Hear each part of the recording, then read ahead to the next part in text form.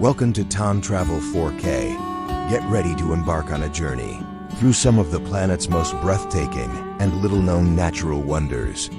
Today, we step off the beaten path into places where time seems to pause and nature still whispers its secrets. From dreamy storybook valleys to landscapes carved by ancient forces, every destination we visit is a hidden gem, untouched, unspoiled, and unforgettable. Imagine standing beneath towering glaciers, wandering through canyons lost to memory, or gazing into lakes so clear they reflect the soul of the earth. These are places that don't just impress, they move you. This is not just a sightseeing trip, it's a deep, emotional journey through the raw beauty of our world. Each place tells a silent tale of wonder, shaped by time, mystery, and the wild imagination of nature itself. So pack your curiosity, open your heart, and come with us. The adventure begins now with sights that inspire and stories that stay with you long after the screen fades to black.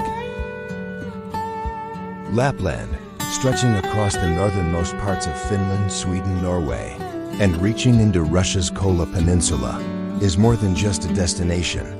It's an experience steeped in magic, mystery, and natural wonder. Here the air feels cleaner, the silence deeper, and the snow seems to whisper stories of ancient lands. It's the kind of place where nature dominates, and humans are humbled by its vastness. One of the first things that strikes visitors is the surreal quality of the light. In winter, Lapland is plunged into polar night, when the sun doesn't rise above the horizon for weeks. But it's not pitch black. Instead, the skies glow with rich hues of indigo and violet, while the snow-covered landscapes reflect soft twilight. It feels like being suspended between worlds, between night and day, between dream and reality. And then, just as you're adjusting to the stillness, the sky begins to dance with the northern lights. Aurora Borealis in Lapland is not just a spectacle, it's a deeply spiritual experience. The green and violet ribbons ripple silently across the night sky, and locals still pass down tales of ancestral spirits and mythical foxes sweeping their tails across the heavens. According to Sami legend, these lights are caused by the Arctic fox sprinting across the fells, its fur brushing against the snowy hills and sending sparks into the sky. Whether you view it through science or story, witnessing the auroras here feels like witnessing the earth breathe. Traveling deeper into Lapland brings you face to face with the heart of its culture, the Sami people. Indigenous to this Arctic region, the Sami have lived in harmony with nature for thousands of years. They are reindeer herders, craftspeople, and storytellers who keep alive a way of life deeply attuned to the seasons and the land. Visiting a Sami village is like stepping back into a rhythm that the modern world has forgotten. You can sit inside a lavu, their traditional tent, warmed by fire and fresh reindeer stew, listening to joik, the haunting melodic chants that carry personal and spiritual meaning. For adventurers, Lapland offers more than just stillness.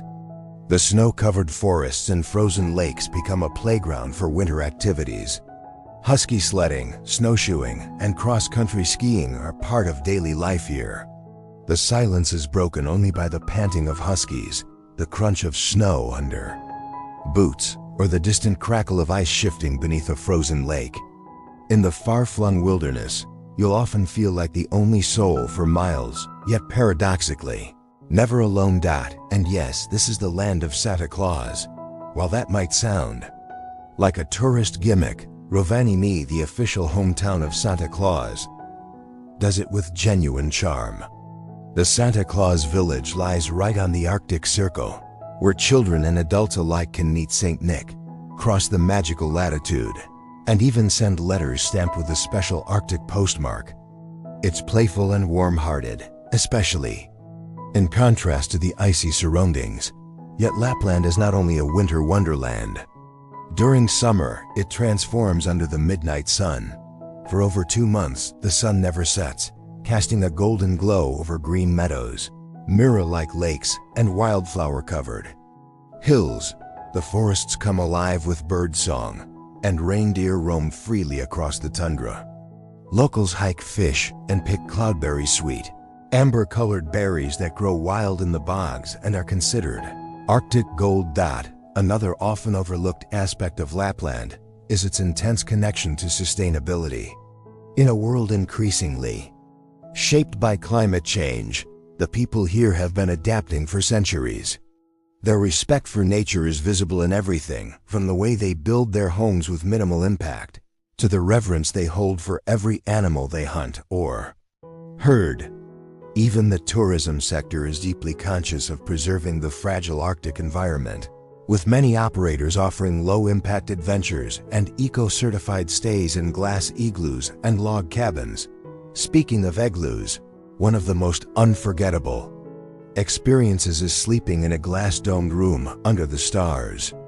In places like Kexlotinen or Levi, visitors can spend the night in warm, cozy accommodations with panoramic views of the Arctic sky. Imagine lying under a blanket, sipping hot lingonberry juice, while above you, the aurora dances in complete silence. It's these moments, quiet, personal, and profound, that make Lapland stay with you long after you've left. Culinary traditions here also reflect a deep bond with the land. Meals are often built around wild ingredients: Arctic char from glacial rivers, mushrooms picked from nearby forests, and meat from reindeer herds that have grazed freely for generations. Food is hearty and simple, designed to nourish you after long hours in the cold, but rich in heritage and meaning. Even the architecture mirrors the natural world. Many modern lodges blend wood, glass, and stone, nestled within pine forests or beside frozen lakes. They're not designed to dominate the landscape, but to disappear into it. Large windows replace walls, and saunas are not a luxury, but a necessity. Here, the sauna is sacred, a place for reflection, cleansing, and community, often followed by a roll in the snow or a plunge into an ice hole for the bravest. Lapland teaches you to slow down, to appreciate the quiet rhythm of life dictated by nature rather than the clock. It's a land where ancient stories live in the wind, where each season brings its own challenges and gifts, and where the connection between human and earth is not an abstract idea but a daily practice. Perched between Iceland and Norway in the restless North Atlantic, the Faroe Islands seem like a forgotten world sculpted by wind and wave. Towering cliffs plunge into icy waters, grassy rooftops peek out from misty hills, and the air carries the salty breath of ancient seas. These 18 volcanic islands, part of the Kingdom of Denmark, are not just a remote archipelago, they are a living museum of Nordic resilience, natural splendor, and timeless rhythm. When you arrive in the Faroes, the first thing that strikes you is the raw power of the landscape. Massive sea stacks like Drangarnir and Risen og Kellingen pierce the horizon with mythic presence. According to Faroese folklore, Risen, the giant, and Kellingen, the witch, tried to steal the islands back to Iceland, but were turned to stone by the sunrise forever, trapped as sentinels off the coast of Eysturoy. These formations aren't just scenery, they're legends etched into basalt. The cliffs at Vestmanna are another unforgettable highlight. Towering hundreds of feet above the ocean, they shelter thousands of seabirds, from puffins and guillemots to fulmars and razorbills. Taking a boat tour through these narrow, echoing fjords, you'll hear nothing but the cry of birds and the churning of waves against rock, an experience that feels almost sacred. Tórshavn, the capital, is one of the smallest in the world, but it has an undeniable charm. Imagine strolling along cobbled streets flanked by turf-roofed wooden houses in Tingans, one of the oldest parliamentary meeting places in the world. The Faroese people have managed to blend modern life with deep respect for tradition, evident in everything from their open-faced salmon sandwiches to the knitted wool sweaters, each pattern telling its own story. But it's not just the towns or cliffs that define the Faroe Islands, it's the light. There's a kind of shifting magic here.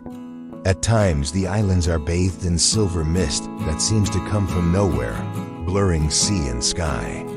At other times, the clouds break open and flood the emerald grass with gold, painting a scene so vivid. It feels almost unreal. This light has drawn photographers, painters, and filmmakers seeking to capture its elusive drama. Driving through the undersea tunnels that connect the islands is like entering another realm. Suddenly, you're transported from one fairy tale landscape to the next. On the island of Lençóis, a hike to the Colour Lighthouse rewards you with panoramic views that seem to stretch to the ends of the earth. The path follows along dramatic cliffs, and at the end, the lighthouse perches like a watchful guardian over stormy seas. Then there's Casa del Or, once only reachable by foot over a mountain pass. Today, thanks to a tunnel bored into the rock, visitors can easily reach this serene village and its famous Malafasher waterfall, a stream that leaps directly off a cliff into the ocean below, framed by rugged peaks and pastel skies. And yet, despite the ease of modern access, the Faroes have held on to a rare stillness. There are no traffic jams here, no billboards or mega malls. Instead, you find sheep outnumbering people, quiet fishing villages where time moves with the tides, and locals who still speak Faroese, a language rooted in Old Norse, without letting go of their global awareness. Culturally, the Faroe Islands are quietly vibrant. Every summer, the G Festival transforms the beach in the village of Nido into a stage for music from across the globe. Picture dancing barefoot in black volcanic sand as Nordic folk melodies blend with indie rock and the sun barely dips below the horizon. It's this harmony of the ancient and the new that makes the Faroes so captivating. The cuisine reflects that same balance. Dried lamb, scarped jut, fermented fish, and rhubarb-based desserts all tell the story of survival in a land with little arable soil and long winters. But local chefs are now turning those traditions into fine dining experiences, serving sea urchin, foraged herbs, and freshly caught langoustines in ways that are drawing global acclaim. What makes the Faroe Islands truly unforgettable, though, is their emotional impact. It's a place where nature doesn't whisper, it roars. Where clouds don't drift, they surge across mountaintops like ghostly waves. And where every quiet path or windswept beach seems to invite reflection. Traveling through the Faroes is not just about sightseeing, it's about slowing down, reconnecting with nature, and witnessing a world where people have adapted to extremes with grace and quiet determination. Whether you're hiking under rain-swept skies, sailing through misty fjords, or simply sharing a home-cooked meal with a Faroese family, there's a sense of intimacy here, a shared understanding between the land and those who live by its rules. So, while the Faroe Islands may seem like a remote dot on the map, they offer something increasingly rare, an unfiltered connection to the earth, the sea, and the stories we carry. And for those who venture here, the reward isn't just in the views, it's in the feeling that somehow you've stepped into the heart of something ancient, alive, and deeply beautiful. Imagine a vast desert, but instead of endless dunes, you find a canvas of rippling white sand interrupted by thousands of shimmering, crystal-clear lagoons. This is Lençóis Maranhenses, one of Brazil's most surreal natural wonders. Often mistaken for a desert, this national park in the northeastern state of Maranhão defies all expectations. Though it spans over 1,500 square kilometers of sand, the region receives abundant rainfall more than many tropical forests, which gives rise to its signature lagoons between June and September. Walking across the landscape, it feels as if nature has painted a living watercolor. The sand dunes stretch endlessly in soft, undulating patterns, sculpted by trade winds that blow constantly from the Atlantic. Between them, rainwater collects in natural basins, forming freshwater lagoons in hues of turquoise, emerald, and sapphire. Lagoa Azul and Lagoa Bonita are two of the most visited, but there are countless others hidden deeper in the park, each with its own charm. What makes this place truly unique isn't just the visual spectacle, though that alone is enough to leave you breathless. It's the paradoxical nature of Maranhenses, a desert that floods, where freshwater fish, turtles, and even migratory birds thrive. Tiny fish known as wolffish or pixleo lie dormant in the sand during the dry season, re-emerging once the lagoons form. This astonishing cycle of life demonstrates the incredible resilience of nature in one of its most unexpected habitats. To reach this remote paradise, most travelers start from the town of Maranhenses, a charming riverside hub that serves as the main gateway to the park. From there, visitors can take a 4x4 adventure across the sand, cross rivers by ferry, and even ride in small boats known as voderas to reach more secluded parts of the park. The journey itself is part of the experience, filled with rustic scenery, wind in your hair, and glimpses of local life in the small villages surrounding the area. But for those truly looking to connect with the soul of Maranhenses, I always recommend spending time in Addens, a tranquil village near the southern edge of the park. Here, life moves at the rhythm of the tides. It's a favorite among kite surfers, thanks to the strong winds and open beaches, but it's also perfect for travelers seeking peace, local food, and a direct connection to the park's untouched beauty. You'll find cozy inns, family-run restaurants serving fresh shrimp with garlic and butter, and evenings lit by stars unspoiled by city lights. What many travelers don't realize is that Maranhenses isn't just a natural marvel, it's also a culturally rich region shaped by generations of resilient communities. Locals, known as surreals, have adapted to the harsh cycles of wet and dry with remarkable ingenuity. Their stories, traditions, and deep knowledge of the land add a human depth to the experience. When you visit, talk to your guide about the folklore of the dunes, the songs sung during harvest, or the way they collect water from the lagoons too. Used during the dry season, if you're lucky enough to visit during sunset, the park transforms yet again. The soft golden light drapes over the dunes, casting long shadows and igniting the pools below with warm glows of amber and rose. The silence is profound, broken only by the wind or the distant calls of birds.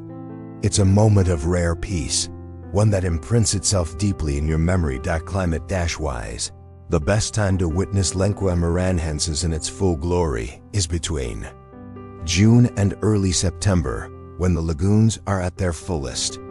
Outside these months, the region still offers stunning dune landscapes and stargazing opportunities, but the lagoons begin to evaporate under the sun, shrinking back into the sand.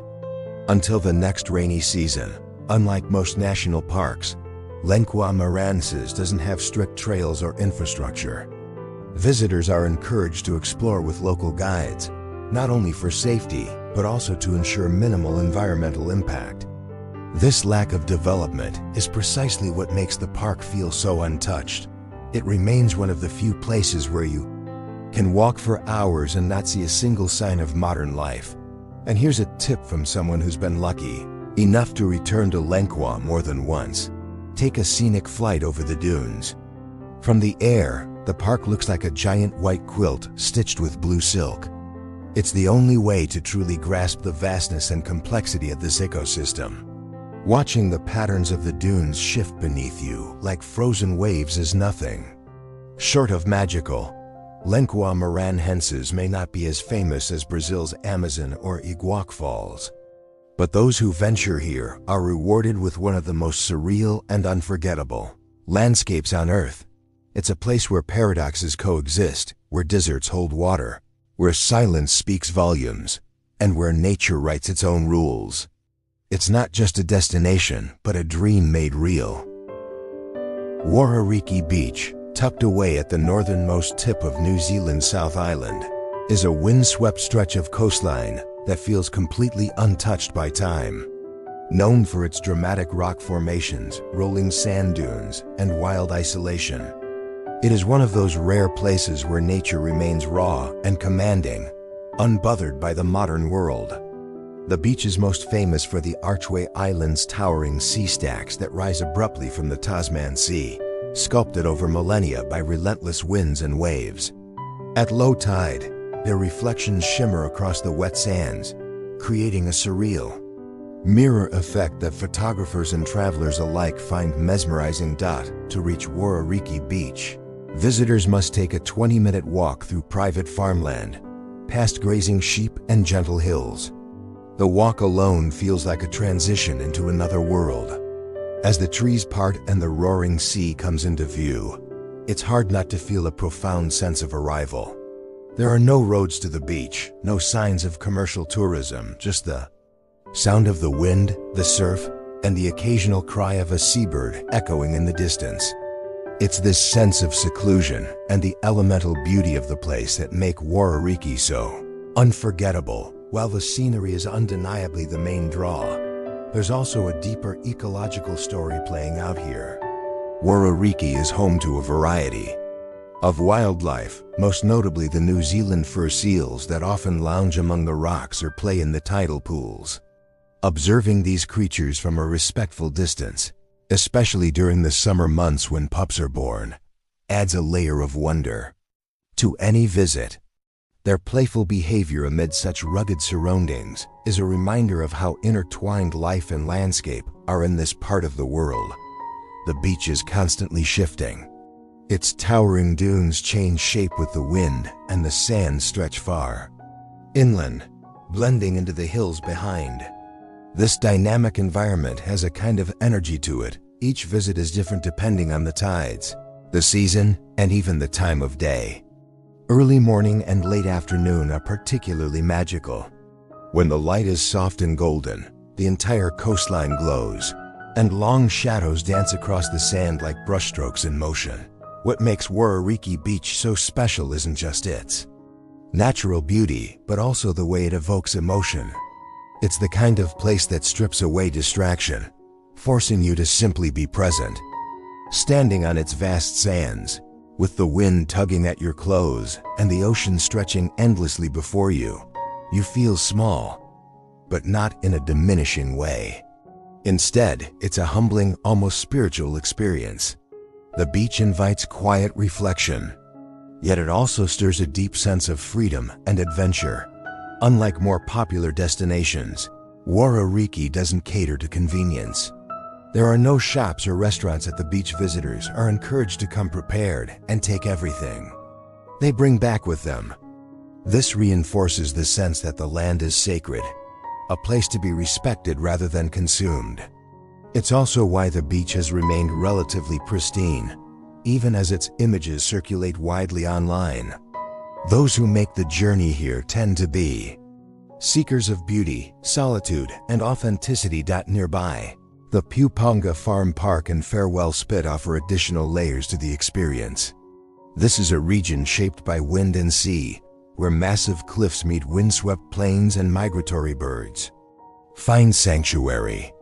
Many visitors take the opportunity to hike the Puponga Hilltop Track, which provides sweeping views of the coast, or visit Cape Farewell, the northernmost point of the South Island. Together, these places form a mosaic of wild New Zealand, each with its own unique voice, but united by a sense of untamed grandeur.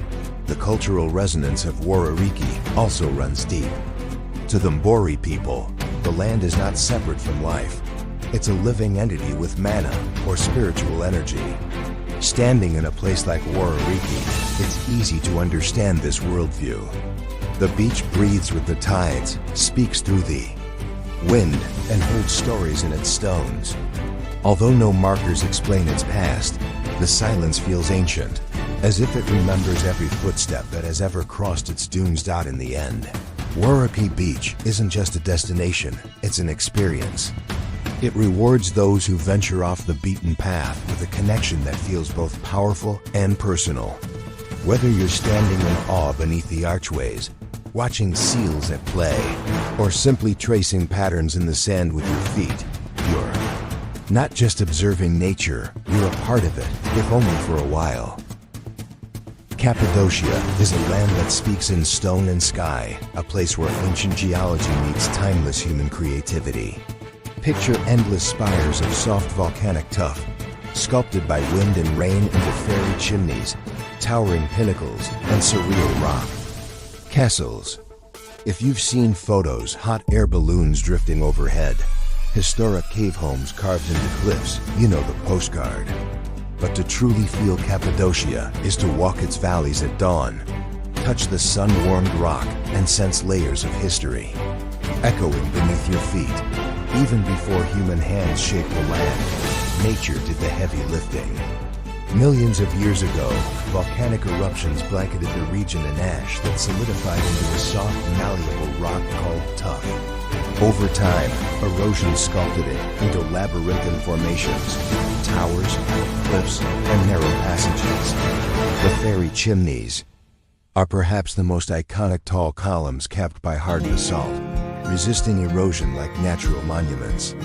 These forms aren't static. They shift, crumble, and reinvent themselves. As a guide who has walked these paths hundreds of times, I've learned that no two hikes feel the same, because the land is always whispering change. One of the earliest chapters of human history in Cappadocia begins with its caves. Thousands of years ago, early settlers realized this soft stone was not just malleable, but remarkably insulating. They began carving homes into cliffs, digging churches into valleys, and constructing entire underground cities. Wander through Wharariki or Kemakak, and you'll walk through hidden networks with ventilation shafts, stables, communal rooms, and chapels. Descend narrow passageways and consider, these rooms once sheltered entire communities from invaders or harsh winters. It's a humbling reminder of human ingenuity in the face of adversity. Above ground, the Green National Park captures the essence of Cappadocia. Its open-air museum is a marvel rock-cut churches adorned with frescoes that survived centuries underground. St. Basil's Chapel, Dark Church, Apple Church, they're both serene and profound, painted in crimson and gold by hands from a distant past. Step into these carved sanctuaries and you'll feel an otherworldly silence, punctuated only by the echo of your footsteps on stone floors. But perhaps what makes Cappadocia truly unforgettable is the dance between earth and sky. Long before motoring became commonplace, locals watched hot air balloons rise on the morning breeze.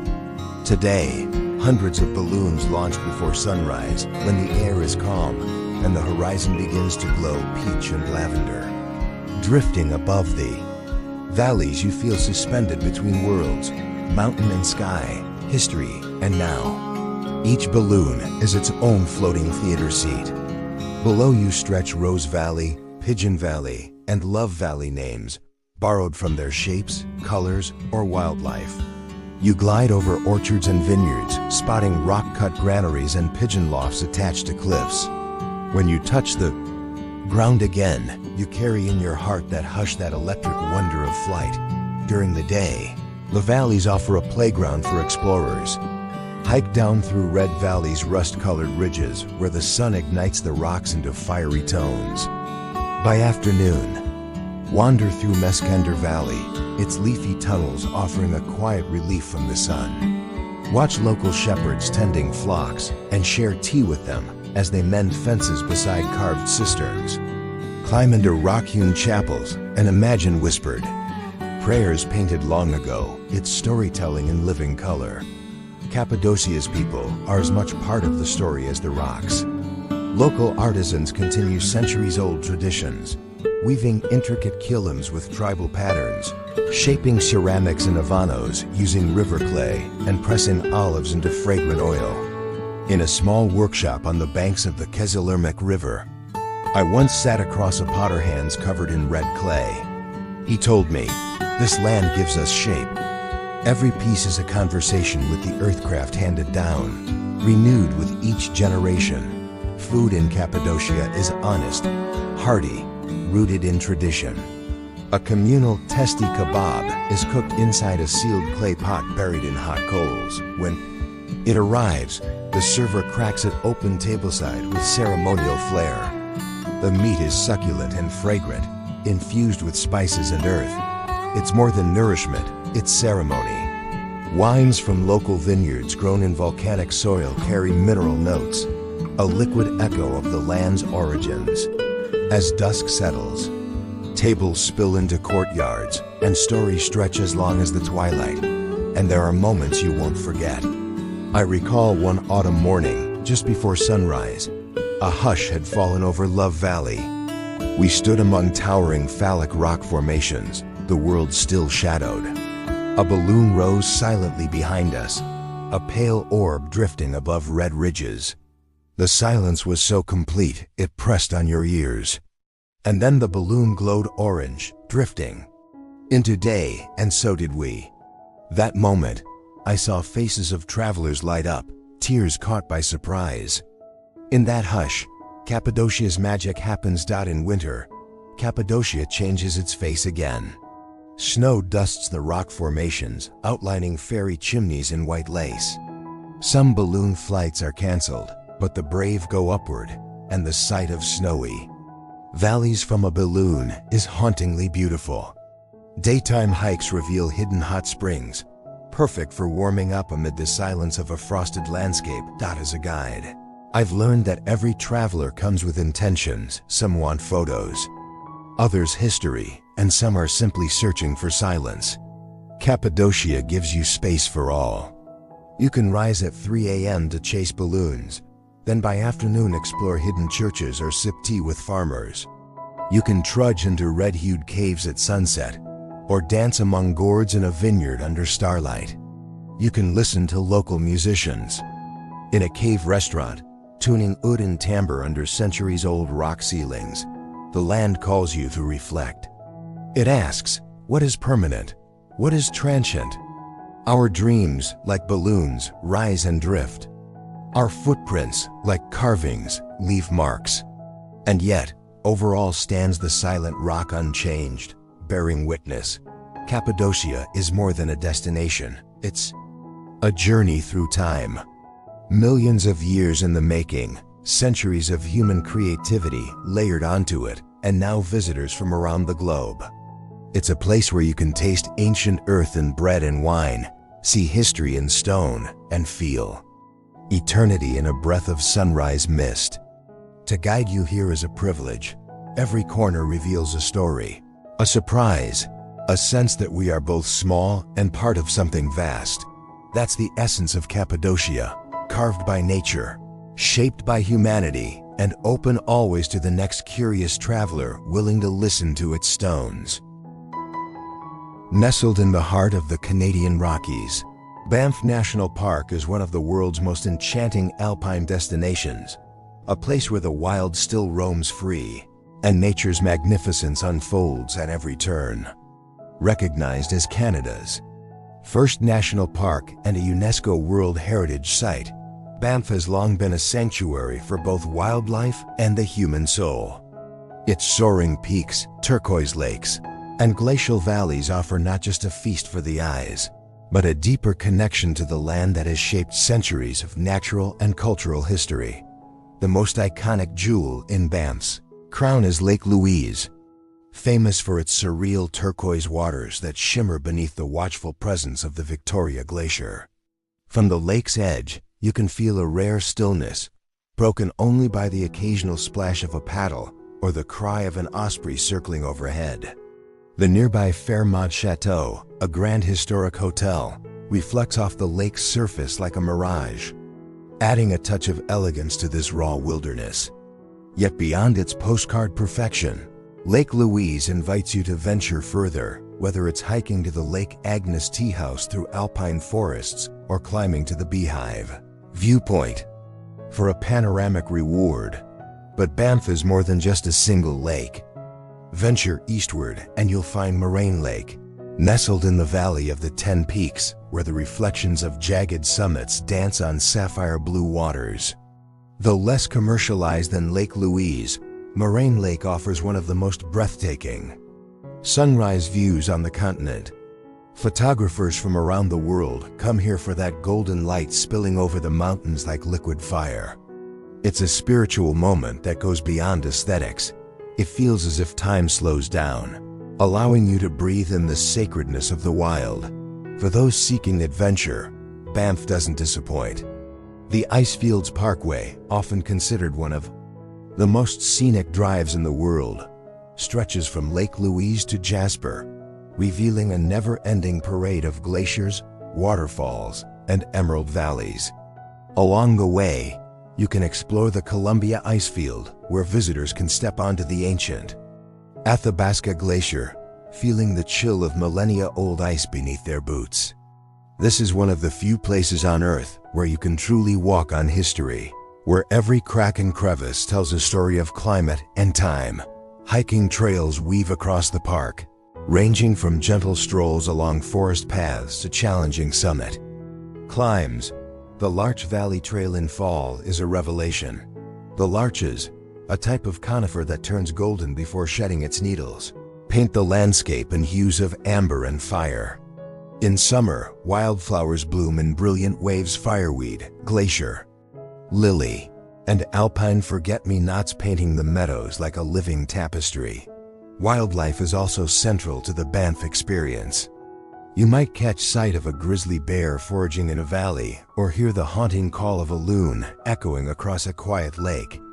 Elk wander through the streets of the town of Banff itself, often stopping traffic as they pass nonchalantly by. Bighorn sheep scale steep cliffs with ease, and if you're lucky, you may spot wolves or mountain goats high on the ridgelines.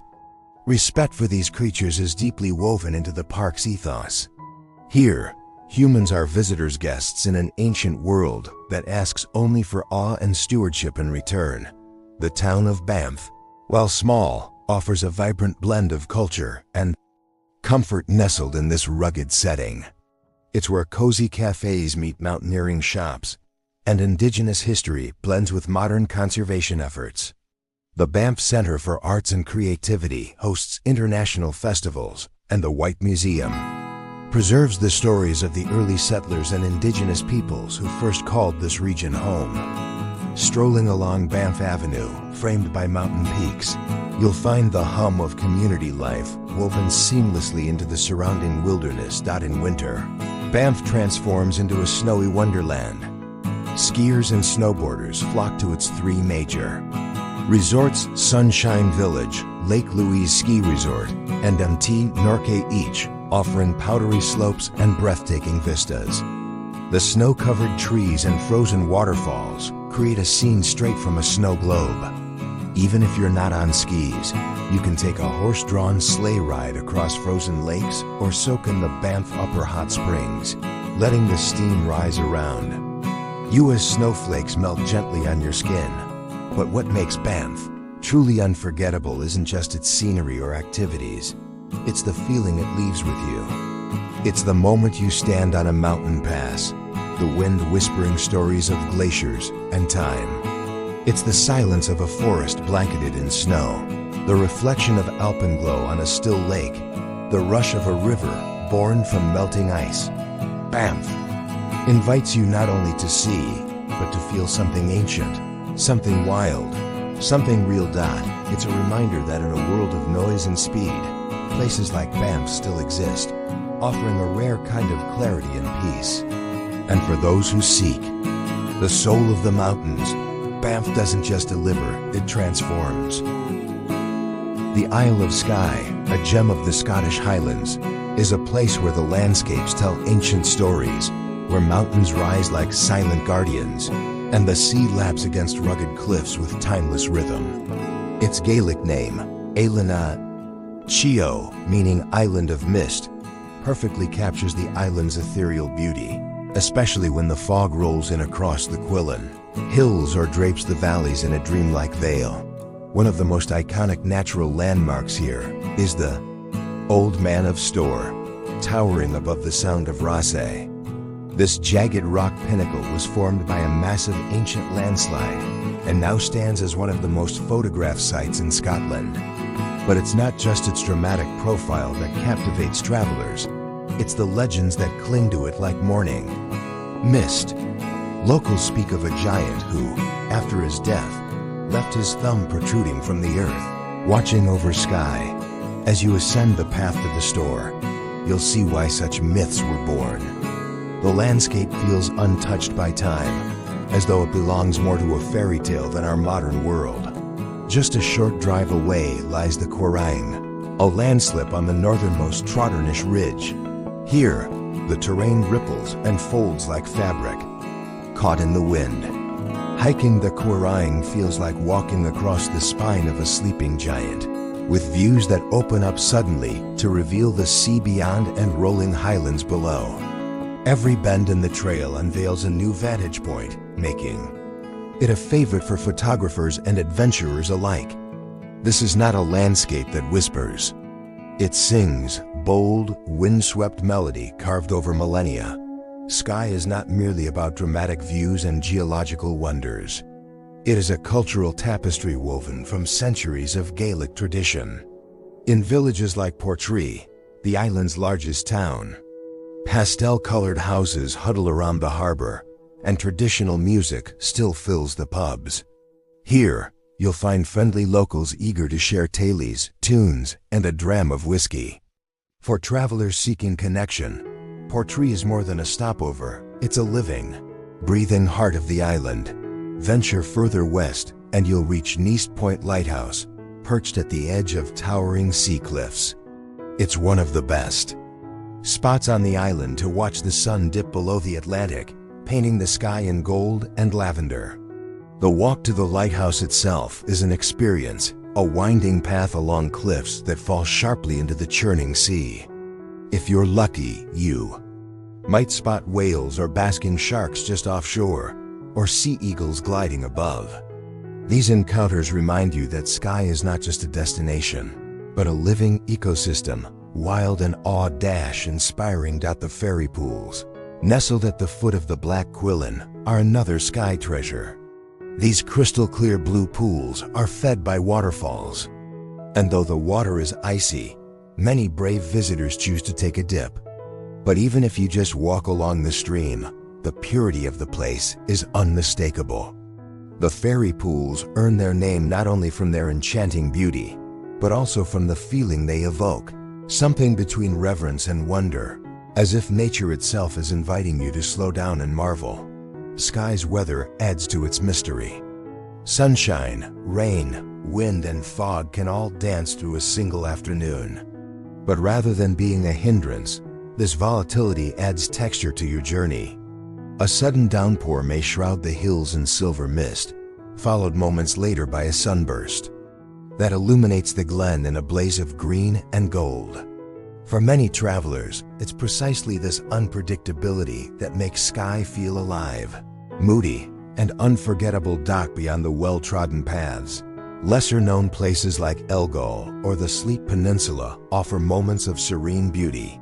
At Elgol, a small fishing village on the island's southwest, the view across Loch Scavaig to the Quillen Range is nothing short of cinematic.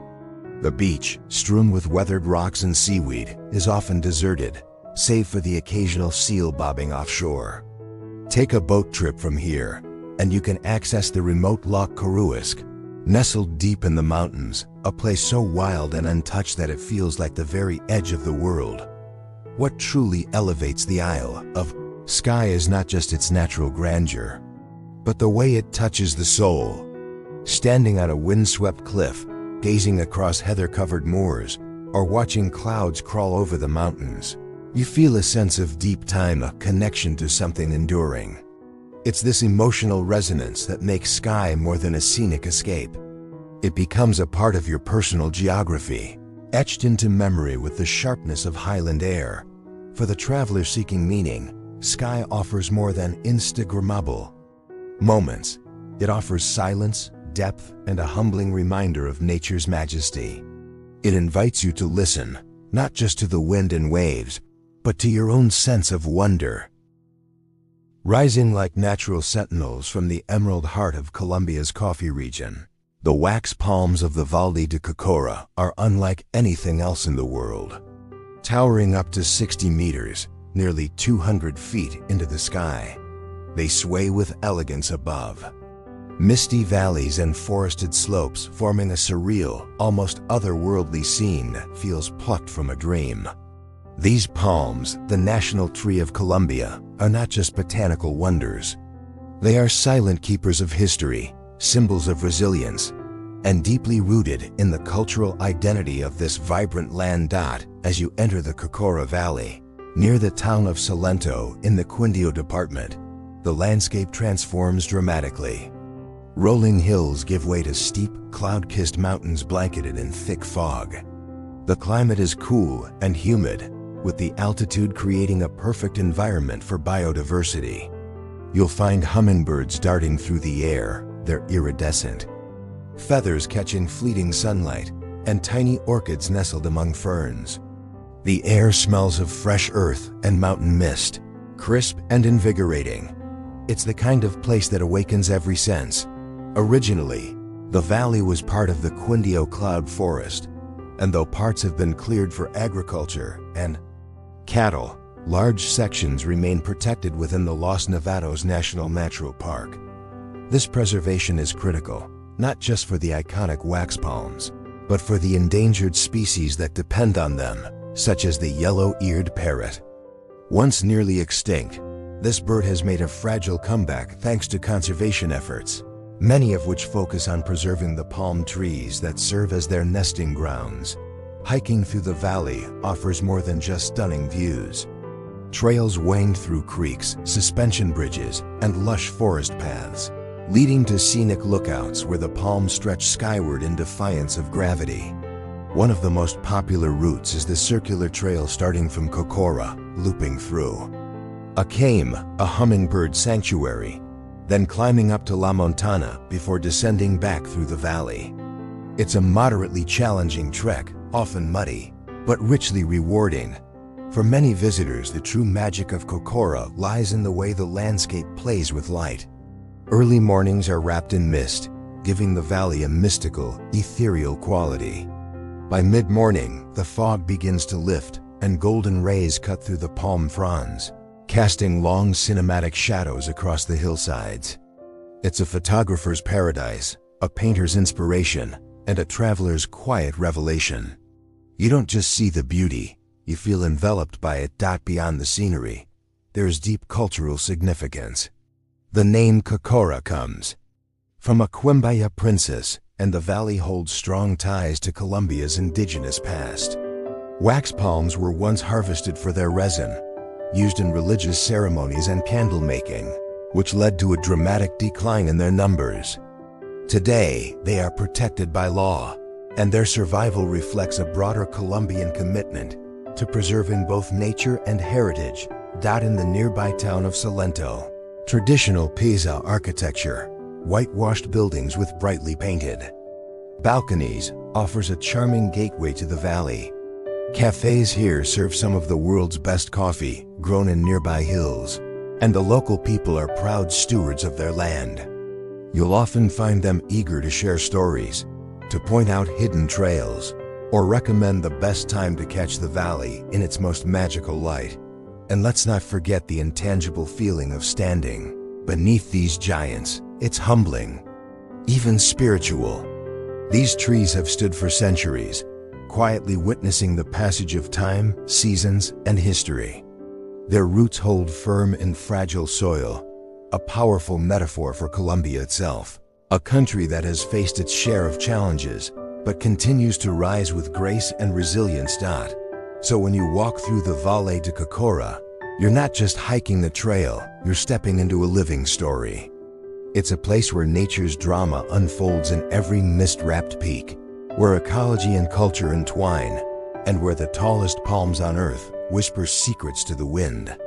Every traveler leaves with a piece of it in their heart, and a newfound respect for the delicate, awe-inspiring balance that defines our planet's most remarkable places.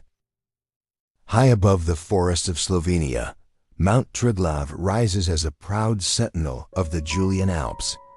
At 2,864 meters, 9,396 feet, it is not only the highest peak in the country, but also the very heart of Slovenian identity, so revered that it even appears on the national flag. The name Triglav translates to three heads, referencing its triple peak, which many believe symbolizes the heavens, earth, and underworld, or more commonly, the three major river basins the mountain feeds. This is a place where nature, mythology, and national pride intersect in breathtaking harmony. What makes Triglav truly captivating is not just its physical majesty, but the profound connection Slovenians feel to it. There's a saying here, "You're not a true Slovenian until you've climbed Triglav." This tradition reflects more than just patriotism. It speaks to a collective reverence for the landscape and the role it plays in shaping the country's soul. Generations of families have made the pilgrimage together, some even carrying their children on their backs up the winding trails, past alpine meadows filled with edelweiss and gentian flowers. The journey to Triglav typically begins in the Triglav National Park, the only national park in Slovenia and one of the oldest in Europe. This protected wilderness is a wonderland of glacial valleys, emerald rivers, and limestone cliffs. The hike to the summit takes about 2 days and is not for the faint-hearted. It involves steep ascents, iron rungs, and exposed ridges that will test your endurance and courage. But for those who dare, the reward is unforgettable. From the top, a panoramic view stretches over the entire Julian Alps and on clear days, even as far as the Adriatic Sea. For many, the climb is more than a physical challenge, it's a rite of passage. Atop the summit stands a small metal structure called Aljak Tower, erected in 1895 by Jakob Aljak, a priest and mountaineer. The tower is both a weather shelter and a symbol of Slovenian resilience. People often take a moment here, not just to rest, but to reflect. It's a quiet space above the clouds, where the wind carries stories of past climbers, and the silence feels sacred. What few people realize is that Triglav's grandeur extends far beyond its peak. Surrounding it are glacial lakes like the stunning Triglav Lakes Valley, often called the Valley of the Seven Lakes.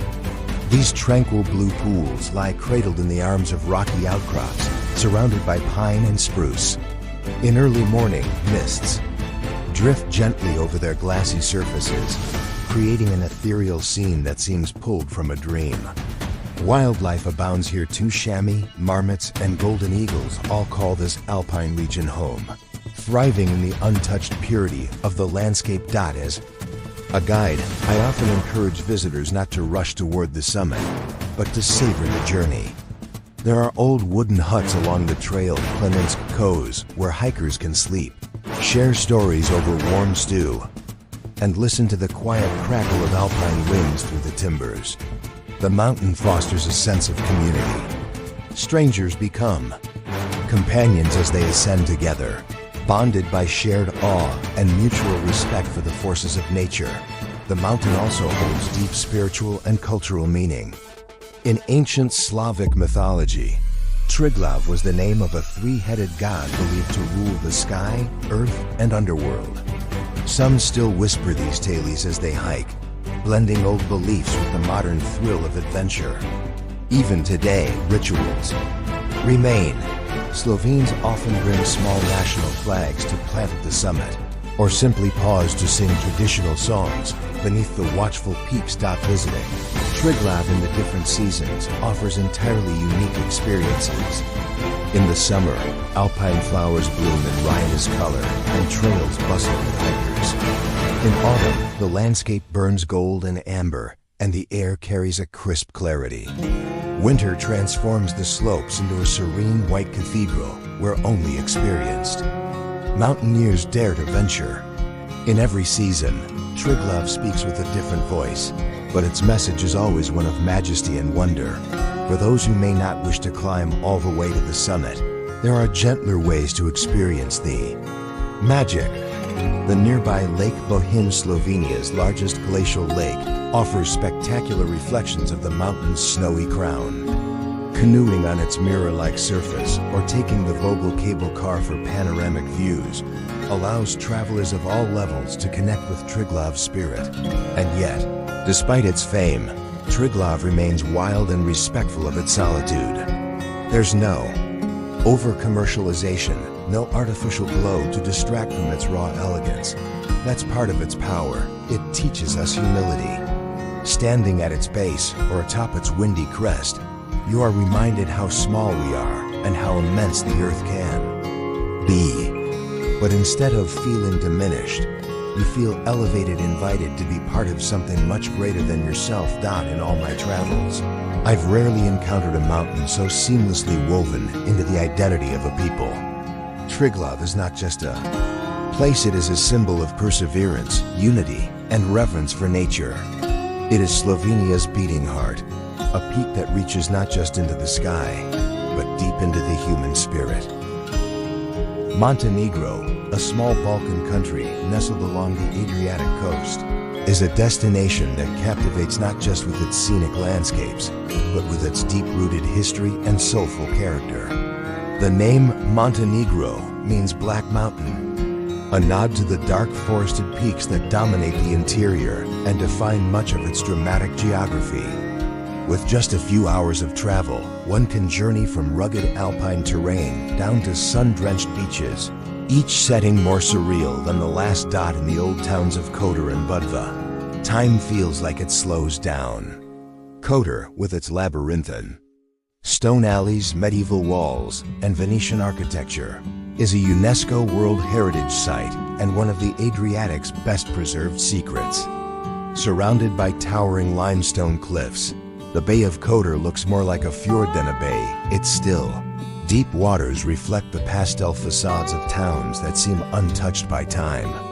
Climbing the 1,350 steps to the fortress of San Giovanni rewards you with a panoramic view that's nothing short of cinematic. On misty mornings, the bay below seems like a dreamscape suspended between mountains and sea. A short drive away, Budva offers a different rhythm.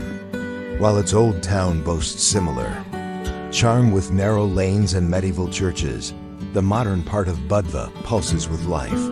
Music drifts from beach bars and yachts glitter in the marina, offering a Mediterranean energy that contrasts yet complements Montenegro's more serene corners. Budva's beaches, Mogren, Jazz, and Slovenska are renowned for their soft pebbles and turquoise water. At sunset, the coastline turns golden, and the hills behind town glow with a warm, amber hue. Heading inland, the scenery transforms. The Dermater National Park, part of the Dinaric Alps, offers glacial lakes, deep canyons, and alpine meadows. The Tara River Canyon is the deepest in Europe and a paradise for whitewater rafting. Walking through this landscape, it's easy to feel small in the face of nature's grandeur. Wolves, bears, and lynx still roam these forests, while eagles soar above. Montenegro is wild at heart. But beyond its landscapes, Montenegro's charm lies in its soul. The people are proud, resilient, and incredibly hospitable. In mountain villages like Zabliak or Pluzin, you'll find warm welcomes, hearty meals, and traditions preserved through generations. A simple glass of rakia, fruit brandy, can spark hours of conversation. Locals might share stories of Ottoman invasions, communist times, or legends passed down from their ancestors. There's a quiet strength in their connection to the land, something that can be felt more than seen. The coastline holds another gem, Sveti Stefan. Once a fishing village, now a private island resort, it appears like a fantasy mirage with its stone cottages and terracotta roofs rising out of the sea. Although access is limited, the nearby viewpoint offers a postcard-perfect shot. This is the Montenegro of luxury, where old-world elegance meets modern exclusivity. Further south, the lesser-known Ulcinj offers a more bohemian feel. Historically influenced by the Ottomans, and with a significant Albanian population, it's a crossroads of cultures. Its Velika Plaka, Long Beach, stretches for 12 kilometers, making it one of the longest beaches on the Adriatic. Here, kitesurfers ride the wind, and beach cafes blend Balkan and Mediterranean flavors in dishes that are as colorful as the sunsets. In the north, the town of Herceg-Novi stands as the gateway to the bay. Known for its staircases, flower gardens, and healing sea air, it's a place where poets and painters have long sought inspiration. Walking through its sloped streets, passing churches and fortresses, you sense the layers of time: Byzantine, Ottoman, Venetian, all leaving their imprint. On the stone, Montenegro's diversity is astounding given its size. Orthodox monasteries carved into cliffs, like Ostrog, contrast with Catholic churches and Islamic minarets, reflecting centuries of coexistence. This religious and cultural mosaic gives Montenegro a unique identity, neither fully east nor west, but a blend of both.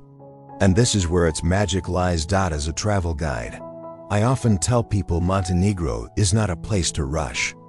It's best explored slowly on winding coastal roads, along forested hiking trails, or sipping coffee at a quiet harbor as fishermen mend their nets. It's a country that reveals itself layer by layer. From the echoes of ancient civilizations to the vibrant pulse of modern life, Montenegro invites you to pause, breathe, and truly feel.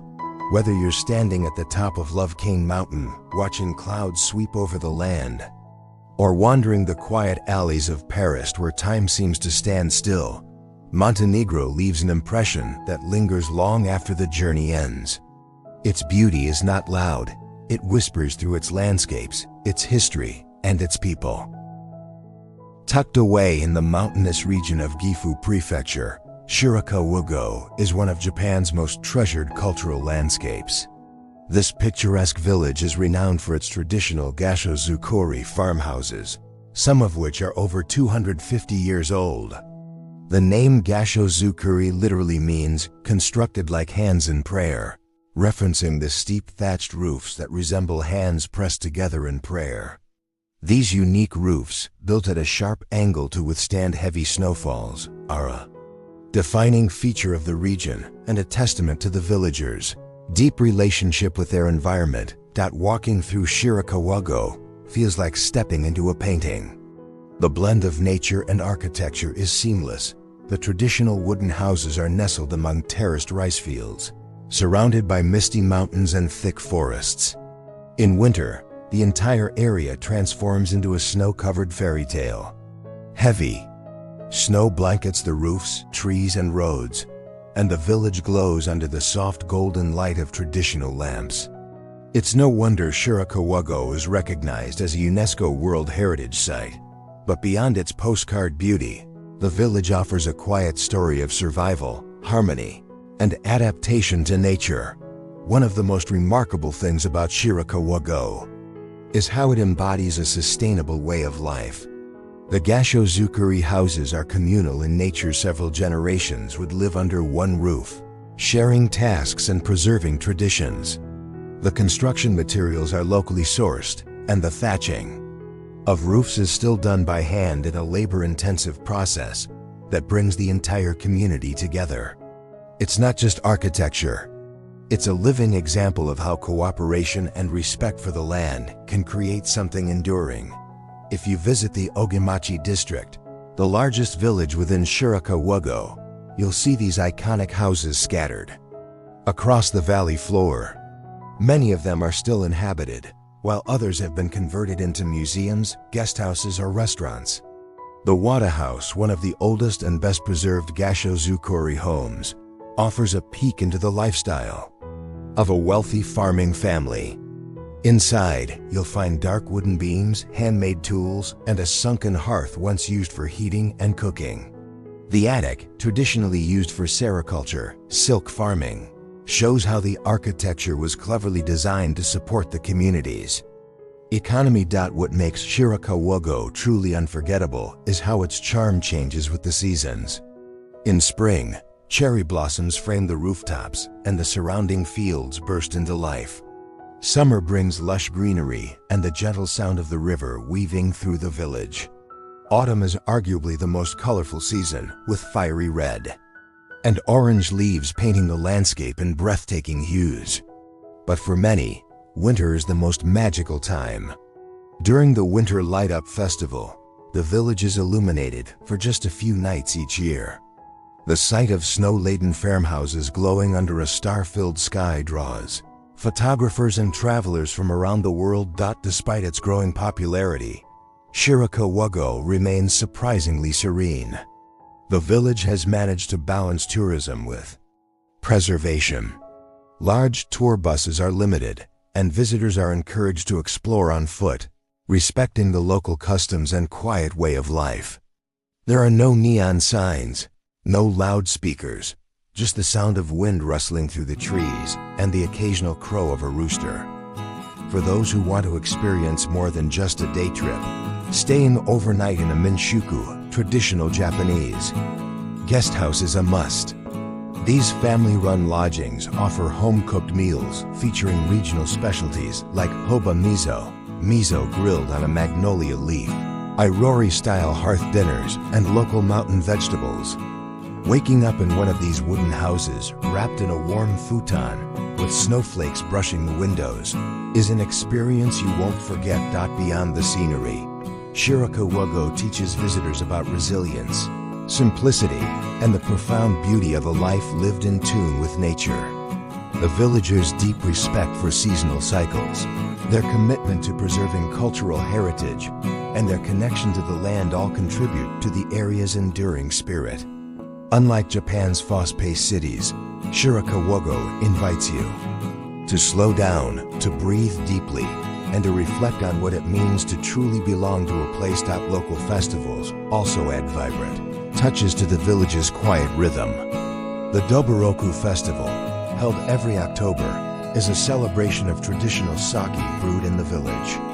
It's a rare chance to see local rituals, dances, and music that date back centuries.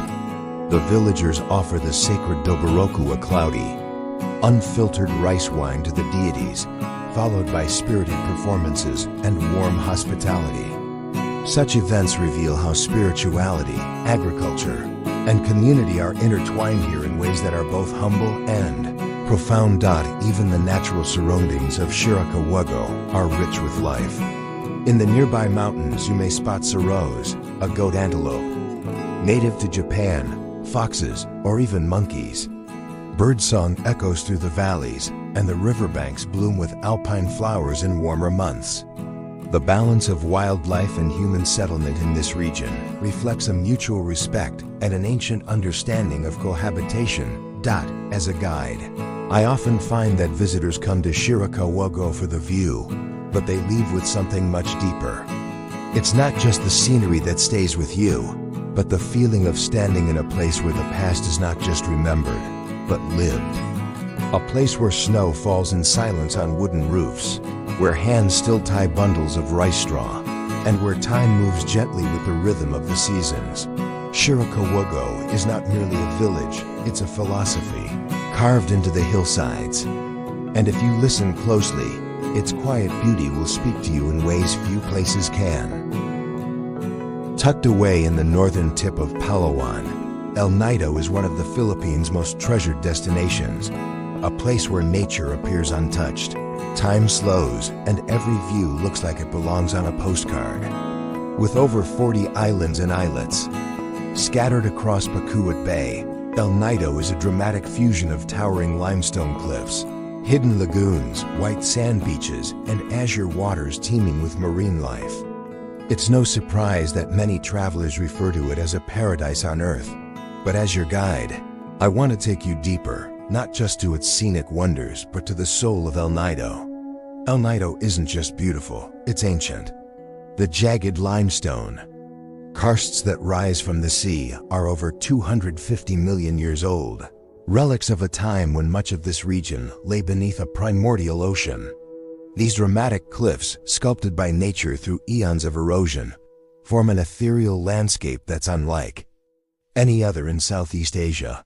One of the most iconic ways to experience them is by boat. Island hopping is practically a rite of passage here, and each tour aptly labeled A, B, C, and D offers a slightly different glimpse into El Nido's treasures. Tour A, for example, takes you to Big Lagoon, a narrow entryway that opens into a vast cathedral-like space with emerald waters reflecting the cliffs like a mirror. It's quiet here. You paddle through the narrow entrance, and the world fades away. Just the sound of your oar slicing through the water and the occasional call of a bird from high above. This is El Nido at its most serene, but there's also the secret lagoon, tucked behind a wall of rock. You have to slip through a narrow crevice to enter it, like you're being let in on a sacred secret. Inside, the air is cool and still. The water laps gently at your ankles as you stand beneath limestone walls that soar above you like the interior of an ancient amphitheater. Beyond the lagoons, El Nido offers beaches that redefine the word remote. Nakban Beach, about 45 minutes from town by motorbike or van, stretches for 4 quiet kilometers. Coconut palms sway lazily above, and the sand is a warm, golden white soft underfoot and nearly always empty. This beach isn't about resorts or noise. It's about solitude, space, and Skye. And then there's Snake Island, a curious sandbar that slithers into the ocean, curving like a serpent at low tide. Walking across it with water on both sides and mountains in the background feels like you're walking on a natural bridge between worlds. But El Nido is not only about what you see, it's also about what you feel. The town itself has a laid-back, almost bohemian energy. Local fishermen mend their nets along the shore. Kids play basketball in dusty corners of the plaza. The scent of grilled seafood drifts from tiny beachside eateries where the day's catch becomes that night's feast. It's a place where everyone knows each other and time is measured more by tides than by clocks. Beneath the water's surface, another world awaits. El Nido lies within the protected waters of the El Nido Taytay Managed Resource Protected Area, the largest marine sanctuary in the Philippines. Coral reefs bloom in wild color, sheltering clownfish, sea turtles, and reef sharks. Divers and snorkelers are often left breathless, not just from excitement, but from the sheer density of life down here. And if you rise early before the boats leave, before the sun heats the cliffs, you can climb Tara Cliff. It's not an easy hike. The limestone is sharp, and you'll need sturdy shoes and careful footing. But once you reach the top, the view is unforgettable. The entire bay unfurls beneath you like a dream. The boats, the reefs, the islands fading into a misty horizon. Much of El Nido's allure comes from its preservation. There are strict regulations on plastic use, boat access to certain areas, and tourism numbers, all aimed at protecting the delicate balance of this ecosystem. And that's essential because places like El Nido are rare. They must be seen not only with the eyes, but with respect. And the people here, they're some of the warmest you'll meet. From your boatman telling you local legends to the vendors offering mango shakes by the pier, there's a quiet hospitality that feels genuine. You're not just a tourist, you're a guest in their home. El Nido is a destination, yes, but more than that, it's an experience. One that touches every sense and leaves an imprint on the soul. It invites you not just to look, but to listen. Not just to swim, but to understand. And in that invitation, you'll find something rare: connection, wonder, and a deeper appreciation for the fragile magic of the world. Jeju Island is a volcanic wonder rising majestically off South Korea's southern coast. An island of the gods, where nature's raw forces have shaped landscapes of extraordinary beauty and power. Dominated by Mount Hala, a dormant shield volcano standing 1,950 meters high, this island draws visitors into a world where rugged peaks, lava caves, and coastal cliffs intertwine in timeless harmony. Hala, encircled by 360 parasitic cones called Orium, transforms with the seasons. Blanketed by blossoms in spring, lush greenery in summer, fiery foliage in autumn, and snow in winter, evoking emotions that range from joyful awe to serene reflection. The heart of the island, Halison National Park, is a UNESCO Biosphere Reserve and a World Natural Heritage Site. Walking the trails here, you feel the pulse of deep time. En route to Bayangnok Dam Crater Lake, hikers observe unique vertical ecosystems, where over 1,800 plant species and 4,000 animal taxid including rare endemics coexist within a compact radius. I've guided travelers to summit Hala using the Siangpanik or Guaniamsa trails. It's often challenging in one day due to shifting weather, but those who reach the rim find a sense of spiritual uplift, as if Hala's ancient energies pulse faintly through the air. Carved into Jeju's volcanic rock lies its underground marvel, the Geomunarium lava tube system, recognized by UNESCO as the finest lava cave network on Earth. Among them, Manjangel Cave stands as the star attraction, stretching nearly 9 kilometers. It ranks among the world's longest lava tubes. Inside, massive lava stalactites and columns, up to 7.6 meters tall, showcase the sheer artistry of volcanic activity. Walking through its silent tunnel feels almost womb-like, a reminder that beneath the island's fiery past lies a hidden realm of geological wonder. Along the coast, dramatic formations dominate the scenery. Seongsan Ilchobong, or Sunrise Peak, is a perfect tuff cone rising 182 meters from the ocean. It's a fortress-like crown shaped by an underwater eruption 5,000 years ago, featuring a bowl-shaped crater lush with grass. Visitors climb its 500 steps at dawn to greet the first sun, and I always emphasize pacing. Slow enough to savor the panorama, but swift enough to beat the crowds.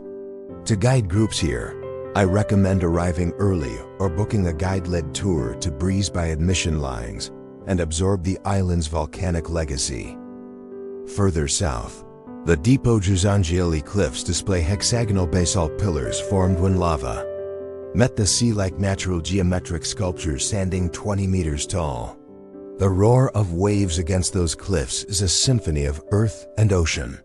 Close by lies Yongmori Coast, where layered volcanic tuff appears like a dragon's spine dipping into the sea. The mood here is primal and cinematic wind whips history into the air. Jeju's cultural tapestry is equally compelling. Here, the island's signature is the Hanya heroic women divers who, mostly in their 60s and 70s, free dive up to 10 meters deep without tanks, harvesting abalone, seaweed and shellfish. Watching them re-emerge from the waves, strong and poised, is to witness resilience etched into tradition. Meeting them by the shore, you hear their chants, observe their rituals, and feel a profound respect for their connection to the sea. Daily life in Jeju is intertwined with volcanic stone doldom.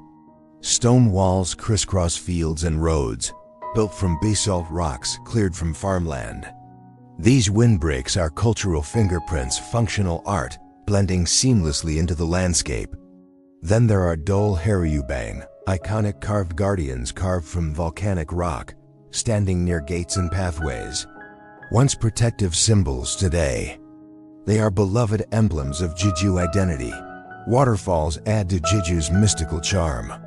Cheonjaean Waterfall, called Heavenly Pond, cascades in 3 tiers through lush greenery, illuminated at night for a magical effect. Jengbang Waterfall, one of Asia's few waterfalls that dumps directly into the sea, is a dramatic highlight on any South Coast itinerary.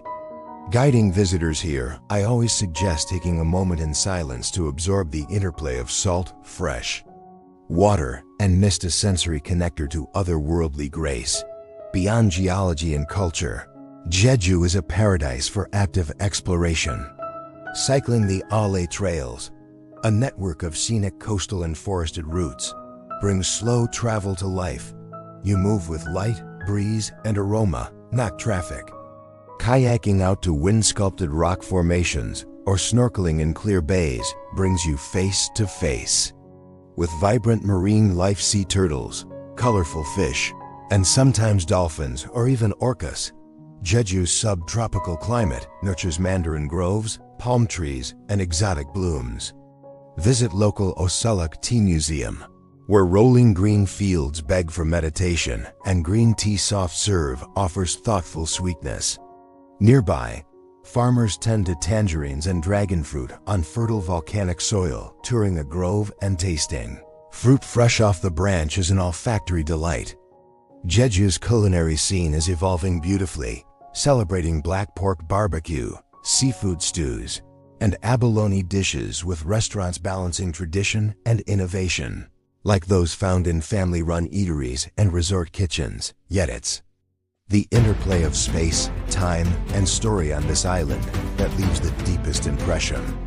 In spring, cherry blossoms and canola fields burst near Seokjukoji Cape, a cliffside jewel framed by Seongsan behind it. In winter, paths hush under light snow, trails become crystal clear, and the solitude is its own reward. No matter the season, lighting here is exquisite. Golden hour stretches long, and storms bring kinetic drama that transforms cliffs into stage sets. As a guide, I've witnessed guests move to tears walking through lava tubes, entranced by Hanya songs, or awed by the grandeur of sunrise atop Seongsan. I've helped couples plan intimate dinners by Seogwipo's waterfalls. Families chase tangerines through groves, and solo travelers find communion with the wild. Jeju Island is more than a destination. It's a deep, multi-layered experience.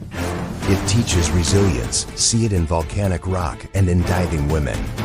It reveals harmony, nature, and culture, blended across stone, sea, mountain, and human story. It offers transformation through physical challenge, sensory discovery, and moments of profound silence under vast skies.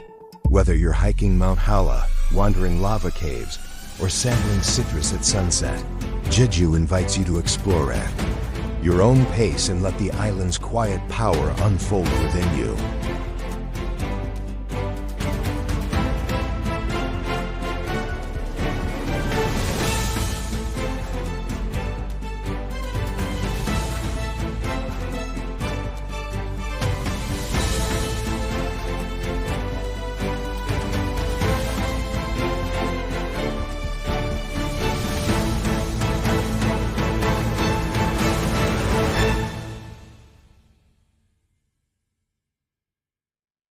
Montenegro, a small Balkan country nestled along the Adriatic coast, is a destination that captivates not just with its scenic landscapes, but with its deep-rooted history and soulful character.